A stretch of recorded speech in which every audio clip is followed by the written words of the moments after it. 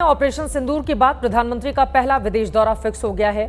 अगले हफ्ते प्रधानमंत्री G7 समिट में हिस्सा लेने के लिए कनाडा जाएंगे। पिछले कई दिनों से ये चर्चा थी कि भारत को कनाडा ने न्योता नहीं दिया है, लेकिन कल कनाडा के पीएम ने बाकायदा प्रधानमंत्री मोदी से बातचीत की, उन्हें न्योता दिया और कहा कि भारत को इग्नोर करने की बात सोची भी नहीं जा सकती है। इस दौरे के दौरान प्रधानमंत्री वैश्विक मंच से पाकिस्तान की पोल खोलने वाले हैं। अब आतंकियों की बची खुची जमीन को भी मिट्टी में मिलाने का समय आ गया है। सुख चैन की जिंदगी जियो, रोटी खाओ, वरना मेरी गोली तो है ही। एटम बम की गीदड़ बप्तियों से भारत डरने वाला नहीं है। ये गर्जना अब 7 समंदर पार गूंजेगी। आतंक और पाकिस्तान के गठजोड़ को अब पीएम मोदी दुनिया के सामने बेनकाब करेंगे। आतंक के खिलाफ हथियार ऑपरेशन सिंदूर से दुनिया का साक्षात्कार कराएंगे।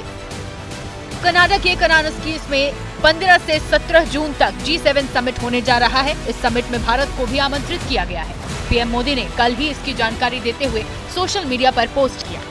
कनाडा के प्रधानमंत्री मार्क जे कार्नी से फोन पर बात करके खुशी हुई। हाल ही में हुए चुनाव में उनकी जीत पर उन्हें बधाई दी और इस महीने कनानस्कीस में होने वाले G7 शिखर सम्मेलन में आमंत्रित करने के लिए उन्हें धन्यवाद दिया। कनाडा के प्रधानमंत्री मार्क कार्नी से पीएम मोदी को दिए न्योते पर सवाल पूछा गया।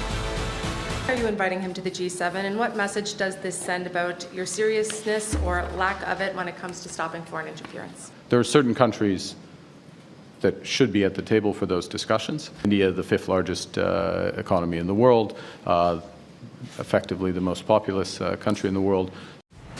कनानस्कीस में जब पीएम मोदी बोलेंगे तो बात बहुत दूर तक जाएगी। आतंकियों को खाद पानी देने के लिए पाकिस्तान जिन संगठनों से भीख मांगता है वो भी वहां होंगे, जिन्हें पीएम मोदी पाकिस्तान का असली चेहरा दिखाएंगे। G7 दुनिया की 7 विकसित अर्थव्यवस्थाओं वाले देशों का समूह है, जिसमें अमेरिका, जापान और कनाडा समेत इंग्लैंड, फ्रांस, जर्मनी और इटली शामिल हैं। इसके अलावा इसमें अंतर्राष्ट्रीय संस्थाएं जैसे यूरोपीय यूनियन, IMF, वर्ल्ड बैंक और UN भी शामिल हैं। कनाडा में प्रधानमंत्री की मौजूदगी एक तरफ भारत की बढ़ती धाक का प्रमाण है और दूसरी तरफ पाकिस्तान के दुष्प्रचार का मुंह तोड़ जवाब। पाकिस्तान दावा कर रहा था कि कनाडा ने G7 समिट में भारत को नहीं बुलाया। मोदी की एम्बैरेसमेंट शुरू हुई है तो G7 समिट की इनविटेशन की जो कैंसिलेशन है वहाँ पे अभी ख़त्म नहीं हुई, अभी इसको मज़ीद जाना है। तो देखिए कि सरेंडर मोदी जो हैं वो आने वाले दिनों में इंडिया की प्राइड और प्रेस्टीज को और कहां पर सरेंडर करते हैं। पाकिस्तान का पत्रकार प्रधानमंत्री नरेंद्र मोदी को सरेंडर कर संबोधित कर रहा है। बीते कुछ दिनों से ऐसे ही तंज कांग्रेस भी पीएम पर कर रही है। कनाडा के न्योते न मिलने वाले पाकिस्तानी दुष्प्रचार को भी कांग्रेस ने जाने अनजाने में आगे बढ़ा दिया। इस देश की संप्रभुता पर सवाल उठे, ये कतई बर्दाश्त नहीं किया जा सकता है। आज प्रधानमंत्री नरेंद्र मोदी की विफल विदेश नीति, कंप्लीटली फेल्ड फॉरेन पॉलिसी के कारण इस देश का दुनिया में अपमान हो रहा है। कनाडा जैसा देश हमें G7 का इनवाइट नहीं भेजता है। पहले प्रधानमंत्री नरेंद्र मोदी की पोस्ट और फिर कनाडा के पीएम के बयान ने इन दावों की हवा निकाल दी।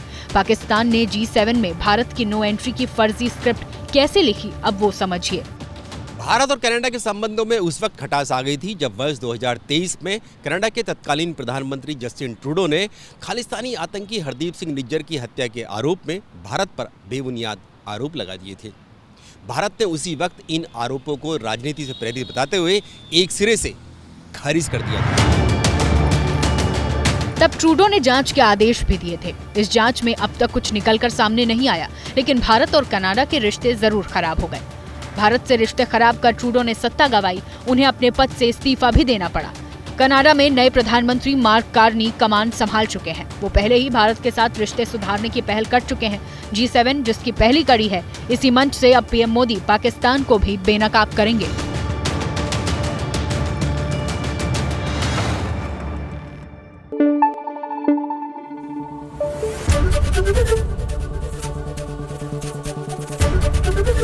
एबीपी न्यूज आपको रखे आगे।